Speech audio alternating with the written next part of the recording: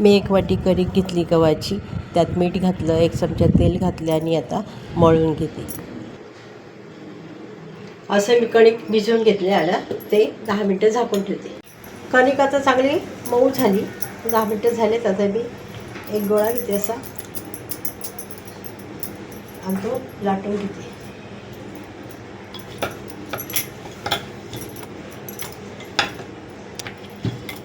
असं मी लाटून घेतलं आहे. आता इथे असं त्या काट्याने असं हे करते.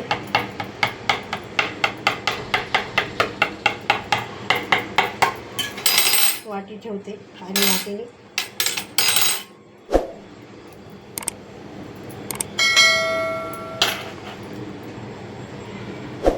असं वाटीला कणिक लावून घेतले. हे बघा, त्याचवेळी मी कढई ठेवली, त्यात तेल घातले. आता ही वाटी याच्यामध्ये टाकून देते.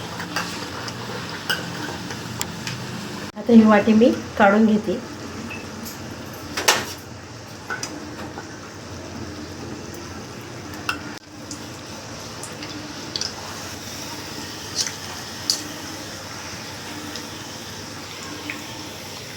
कटोरी छान भाजून घेतली. आता बाकीचे पण असेच करून घेते. मी चणे उकडून घेतले, त्याच्यात कांदा टाकते, मिक्स करून घेते. ची पावडर टाकते, मीठ टाकते, थोडं काळं मीठ घालते,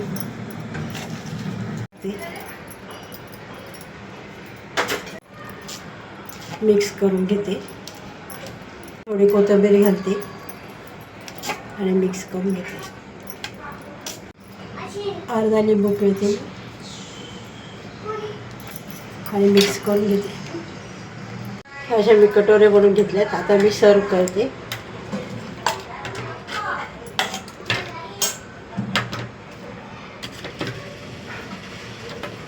त्याच्यामध्ये मी हे चणे टाकते. सगळे मी अशीच भरून घेते. थोड्या जणावरती कांदा घालते, कोथिंबीर पण टाकते, थोडी थोडी घालते.